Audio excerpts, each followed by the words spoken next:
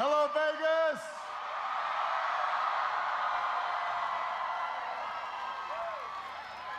It is good to be back in Vegas. It is good to be back in Nevada. Oh, I am fired up. Are you fired up? There are a couple of folks that I want to make mention of. First of all, Congresswoman Shelley Berkeley is in the house.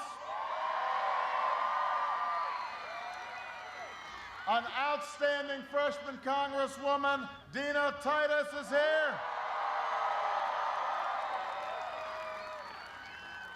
Senate Majority Leader Stephen Horsford is in the house. Former Governor Bob Miller is here. My dear friend, my senator from Illinois, Dick Durbin, is here to help his partner, Harry Reid. And I want to say to all the folks from Morris School, thank you so much for your hospitality, and thanks to Principal George Levins. Thank you.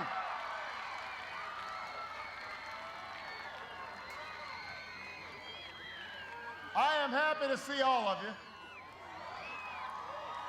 And I have to say, for some reason, whenever I'm coming to Vegas, suddenly a whole bunch of folks on my staff want to come with me. I don't know. Suddenly there are no seats on Air Force One. It's all crowded. So I've already told them they've got to behave themselves a little bit while they're here.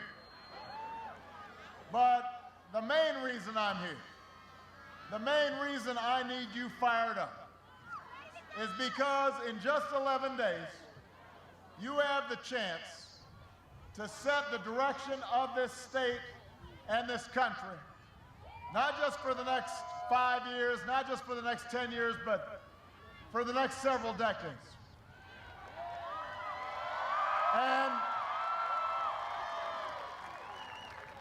And if I'm going to be able to help middle-class families all across this country live out their dreams, then I want to have a partner in the United States Senate named Harry Reid.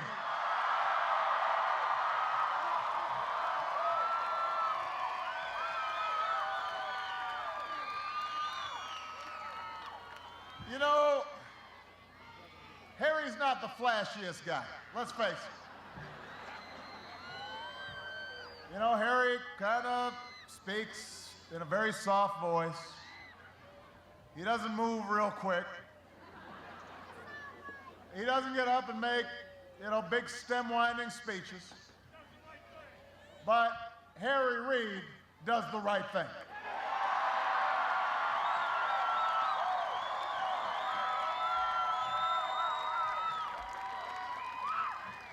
Harry Reid has never forgotten what it's like to grow up in Searchlight, Nevada.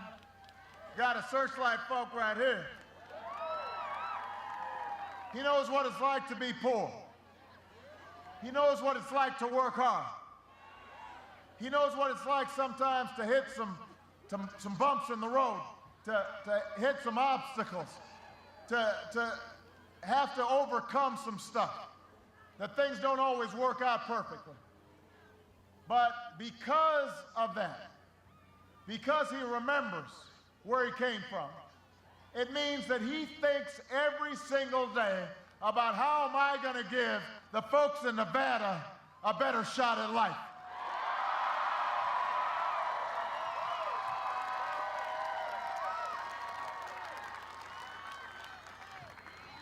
And so I want everybody here to understand what's at stake. I appreciate everybody saying Obama, but I want everybody to say Harry, Harry, Harry, Harry, Harry. That's right. I need partners like Harry, and I need partners like Dina Titus. And I need partners like Shelley Berkeley. Look, but it all depends on you. just like you did in 2008. You can defy the conventional wisdom. The wisdom that said you can't overcome cynicism in politics. The wisdom that says the special interests always win. The wisdom that says somehow the folks with the big money who are running the most negative ads, somehow they're always going to be successful. The wisdom that says we can't tackle big challenges in America anymore. In 11 days, you can say to them, you may think, no, we can't. We think, yes, we can.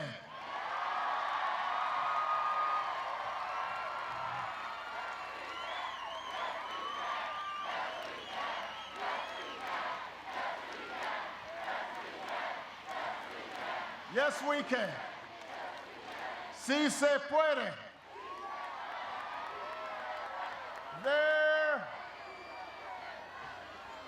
There is no doubt that this is going to be a difficult election. And that's because we've been through an incredibly difficult time as a nation. And nobody's been hit harder than Nevada. But keep in mind, things were tough even before the financial crisis hit. Between 2001 and 2009, average middle-class families in America lost 5% of income when the Republicans were in charge. We had the slowest job growth since World War II when the Republicans were in charge. You saw your health care costs go up. You saw the cost of a college education go up. Too many jobs being shipped overseas. Too many folks working 2, 3 jobs and still barely making ends meet. And all this culminated in the worst financial crisis since the Great Depression. So we know the results of the Republican philosophy when it comes to the economy.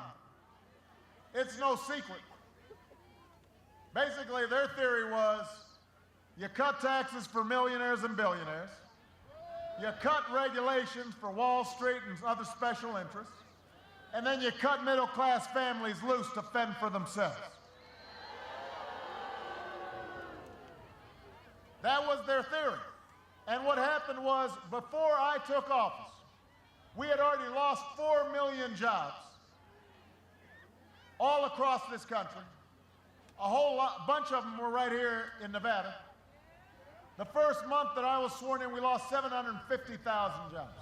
Month after that, 600,000. The month after that, 600,000.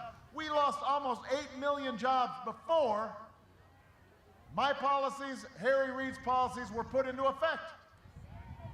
And so our hope was that because we were in crisis, that we could come together, both parties, put politics aside, and deal with this once-in-a-generation challenge. I wanted to move beyond the bickering and the game playing and the partisanship that had dominated Washington for so long. Because although we are proud to be Democrats, we are prouder to be Americans.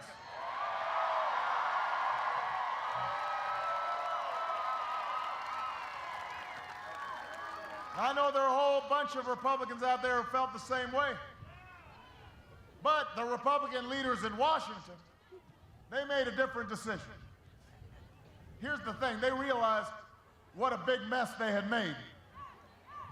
They said, boy, we screwed up so bad, it is going to take a really long time to recover those 8 million jobs that were lost. It's going to take a long time before the housing market fully recovers. So our best bet, instead of trying to help Obama and Harry Reid to solve problems, we're going to stand on the sidelines, sit on our hands, and basically just say no to everything. Their theory was people will forget that we were the ones who caused all this stuff, and we'll be able to blame them, and people will be so angry and frustrated that we'll be able to ride this anger all the way to the ballot box. That was their theory. In other words, they are basically betting on all of you having amnesia. They're basically they're banking on the fact that you might forget who got us in this mess in the first place. So let me tell you, Las Vegas, you have not forgotten, I have not forgotten, We are not going to buy what they are selling. That is the choice we've got in this election.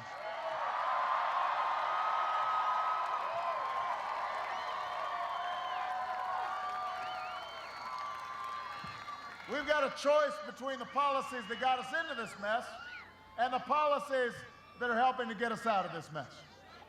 It's a choice between the past and the future, between falling backwards and moving forward, a choice between hope and fear. I don't know about you, but I want to move forward.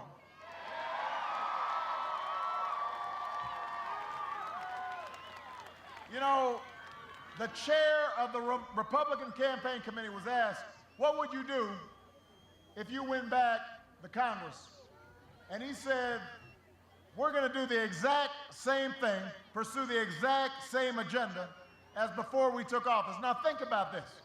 Their policies resulted in the worst economic crisis since the 1930s, and they want to go back to that exact same set of policies. Does that make any sense to you? I mean, it'd be one thing if they had kind of gone away and gone off into the desert. You know, there's some desert here. They could have gone off into the desert. They could have meditated and thought about, boy, how did we screw up so bad? And they felt bad about it. And then they came back and they had some new ideas and they wanted to cooperate with us. But that's not what happened. They want to do the exact same things they did before. And it's not as if we didn't try them. We tried them for 8 years and it didn't work. So why would we buy that snake oil now? We're not going to. Look, this is, imagine that the economy is a car and the Republicans drove this car into a ditch. And it was a really deep ditch. And somehow they were able to walk away from the accident, from the scene of the crime, but they left the car down in the ditch. So me and Harry and Dina and Shelley, we put on our boots and we went down into the ditch. We had to rappel down. It was so deep down there. And when we got down there, it was muddy and dirty and it was hot. We're sweating, there are bugs everywhere. But we had to make sure we get that car out of the ditch, so we start pushing, and we're pushing, and we're pushing. And every once in a while, we'd look up, and lo and behold, up on the hill there's the Republicans. They're just standing there, sipping on a Slurpee, fanning themselves. And we'd say, why don't you come down and help? And they'd say, no, and then they'd kick some more dirt down into the ditch. But that's okay. We kept on pushing. We kept on pushing. Finally, we get this car up on level ground. Finally, we get it out of the ditch. Now, the car is banged up. It's banged up. It's got a bunch of dents. It's got to go to the body shop. It needs a tune-up, but it's pointed in the right direction. The engine is still turning. And suddenly, as we're about to get in the car, we feel this tap on our shoulder, and we look back, and who is it? It's the Republicans. And they say, excuse me, we'd like the keys back. And we got to tell them, I'm sorry, you can't have the keys back. You don't know how to drive.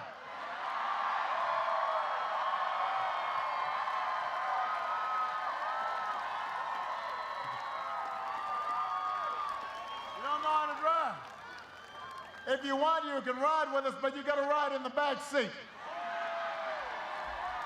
We're putting middle-class families in the front seat where they belong. You ever notice when you want to go forward in your car, what do? You put it in D. If you want to go backwards, you put it in R. I don't want to go backwards. Let's go forward.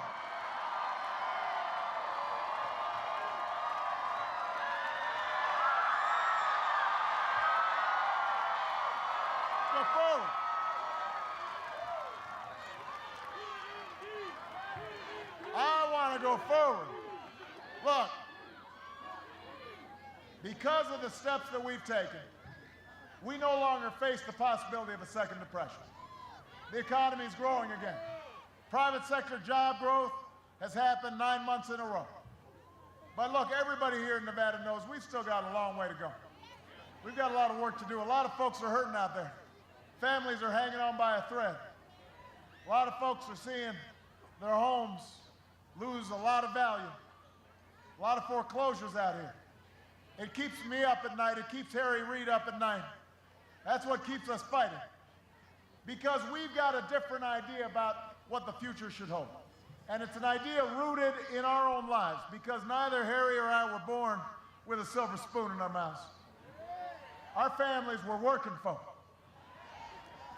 And we understand how hard it is sometimes. But we understand that government doesn't have all the answers to our problems. Government's got to be lean, it's got to be efficient. We believe in individual initiative, but we also believe, in the words of Abraham Lincoln, that government should do for the people what they cannot do better for themselves. We believe in a country that rewards hard work and responsibility. We believe in an America that invests in its future and its people, in the education of our children, in the skills of our workers. We believe in an America where we look after one another, where I am my brother's keeper, I am my sister's keeper. That's the America we believe in. That's the choice in this election.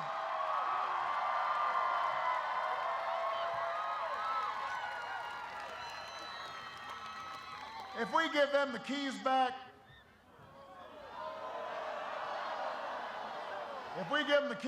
the other side is going to keep giving tax breaks to companies that ship jobs overseas. We want to give tax breaks to companies that are investing right here in Nevada. Companies creating jobs here in America. Small businesses. American manufacturers. Clean energy companies. We want solar panels built right here in the United States of America. We want wind turbines built right here in the United States of America. We want electric cars built here in the United States of America by American workers. If the other side gets the keys, they say they want to give a $700 billion tax cut to the top 2%, millionaires and billionaires. They don't have the money. The only way to pay for it is to borrow some money from China and then to cut education spending by 20%. Now think about this. Here we are in the 21st century where everybody knows that the country that educates their people the best is going to succeed the most. Do you think China's cutting education by 20%? Do you think South Korea or Germany or India are cutting education by 20%? Those countries, they're not playing for second place.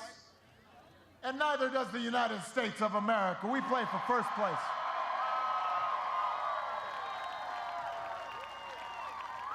And that's why Harry Reid and Dina Titus and Shelley Berkeley, that's why Democrats in Congress helped to take away tens of billions of dollars that were going in unwarranted subsidies to banks, and they shifted those to fund college scholarships for young people all across the country. Millions of young people getting more help to go to college. That's what this election's about. That's the choice that we face.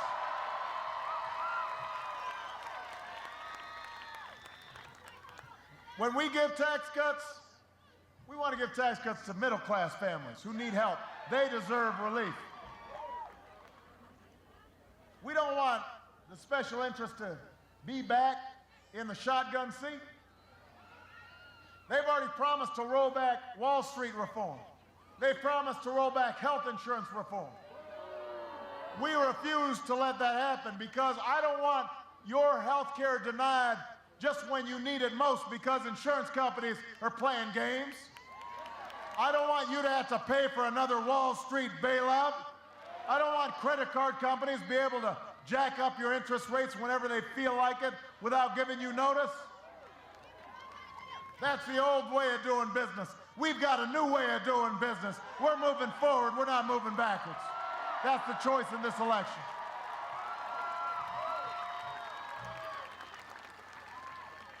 We believe in rebuilding our infrastructure. I just came into Las Vegas Airport. We're doing work right there, putting people back to work because of Harry Reid, because of Dina Titus, because of Shelley Berkeley. We need to make sure that we've got the best infrastructure in the world. We're not going to have better airports in other countries than here in the United States. We got to have better roads and bridges and broadband lines. We've always had the best infrastructure. We need to continue that. That's the choice in this election. And by the way, another choice in this election is making sure that Social Security is there, not just for this generation, but for the next generation. We're not going to privatize Social Security, not on my watch and not on Harry Reid's watch. That's a choice in this election.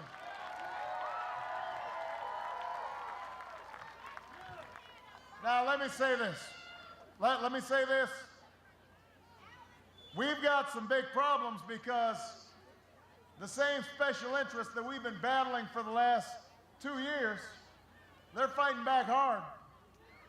They want to roll back the clock, and all across America, they are pouring hundreds of millions of dollars into a bunch of phony front groups running negative ads. Have you seen some negative ads out here? You don't even know who's sponsoring these ads. They have all these names like Americans for Prosperity, Mothers for Motherhood. Actually, I made that last one up, but they're spending without limit, keeping their contributions secret. They don't even have the guts to stand up for what they say they believe in. And we don't know who's funding them. Is it the oil industry? Is it the insurance companies? Is it speculators? They won't tell you. They won't say. They don't want you to know who's bankrolling all these negative ads. This is not just a threat to Democrats, this is a threat to our democracy. And Nevada, the only way to fight it, the only way to match their millions of dollars is with the millions of voices. All those folks who fought for change in 2008, we've got to fight for change in 2010.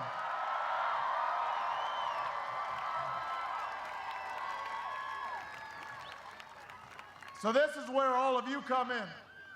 You have to vote, everybody. Now, I just want everybody to know, we've got early voting here in Nevada. And if you go right across the way to Boulevard Mall, if you get in line before 8 o'clock, you can cast your ballot right now.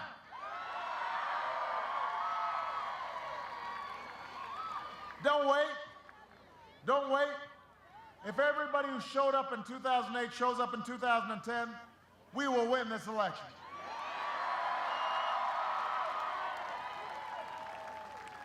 So let me just say this. You know, in 2008, a lot of you got involved, some for the very first time. Some of you knocked on doors. Some of you made phone calls. Some of you talked to your neighbors, talked to your friends, because you understood we were at a defining moment in our history. You believed that this was a chance for you to make some history, to help finally move America in a better direction. You understood that what happened today was going to shape the lives of our children and our grandchildren. That's the reason you got involved. That's why you worked so hard. Some of you for the very first time. And I know sometimes over the last 2 years, as we've been grinding out change, doing battle, dealing with filibusters, dealing with obstruction, dealing with the no you can't crowd. I know sometimes you might have gotten discouraged. You know, you think back to election night 2 years ago, you think back to the inauguration, and Beyonce was singing, and Bono, and you think, boy, that was so much fun. And then the work of bringing about actual change is so hard. And sometimes you may get discouraged and lose heart. And maybe as you travel around Nevada and you see all the foreclosures, somebody in your family still doesn't have a job, and you say, well, maybe what I did didn't really make a difference. But I'm here to tell you, Nevada, don't let anybody tell you that what you've done didn't matter. Because of what you did, there's somebody in Nevada who's able to get their cancer treatments without mortgaging their house. Because of what you did, there's a small business owner somewhere that kept their doors open in the depths of recession. Because of what you did, there's somebody who's going to work every day on that construction site. Because of what you did, there's a child somewhere that's getting health care. Because of what you did, there are 100,000 brave young men and women who have come back from Iraq.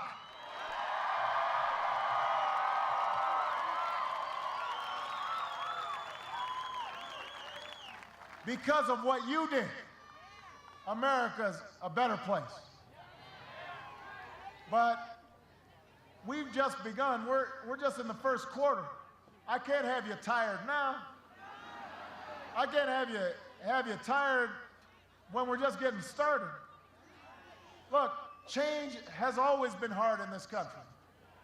This country was founded when 13 colonies came together in a revolution that nobody believed could happen, except they believed. They founded this country on ideas that hadn't been tried before. We hold these truths to be self-evident, that all men are created equal, that they are endowed by their Creator with certain inalienable rights, that among these are life, liberty, and the pursuit of happiness. Nobody believed that the slaves could be free, except they believed. Folks didn't believe that women could win the right to vote, except women believed. Nobody believed that we could get workers' rights, except workers believed. There were a lot of folks who said we would never get civil rights, but we got civil rights because somebody out there believed.